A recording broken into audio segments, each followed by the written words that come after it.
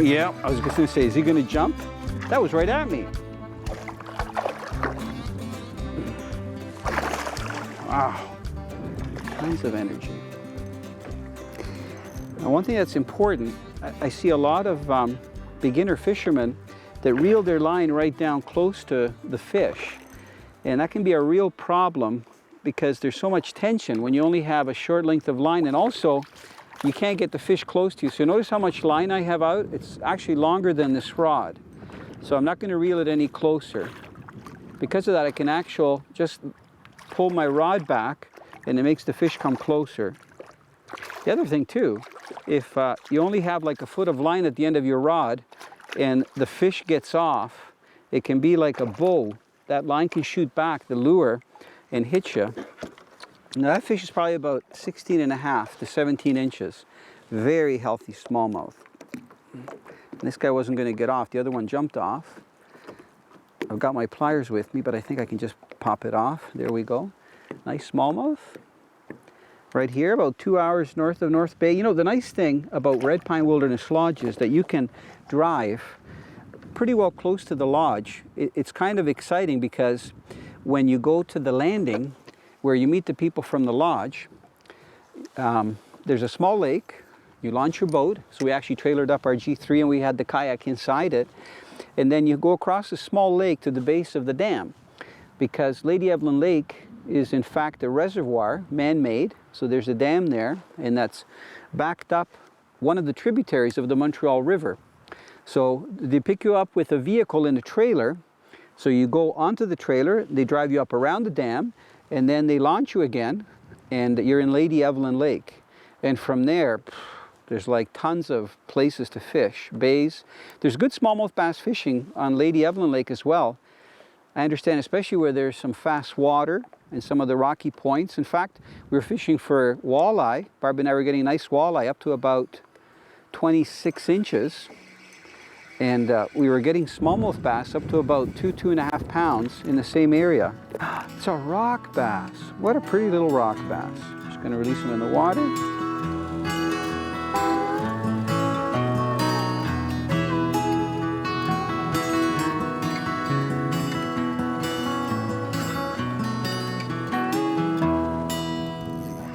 Good fight. Oh!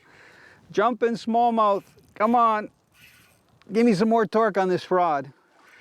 You know, I always tell the lure and rod companies that sponsor me that they should come to the locations where I do the shows to test their gear, whether it's saltwater, fresh water. I know that they work with a lot of pro staff right across the world. But I mean, to actually get these fish to test the gear. Now this is an ultralight. I normally use a longer rod. Notice I had to go back on that split grip just to get the rod tip around the front of the boat. Good fighter. On light line like this and short rods. That breeze is so nice.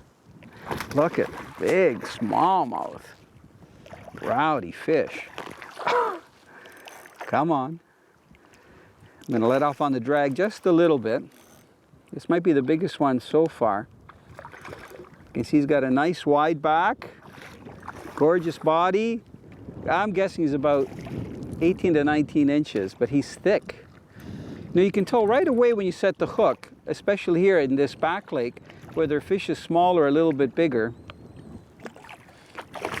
Now I'm in the stream here. I can feel the wind blow me right off the bank, which is okay. It's kind of nice because it takes you away from any kind of rocks or trees or anything, so I don't have to worry about obstructions. Come on. Come on, a little closer. Come a little bit closer now.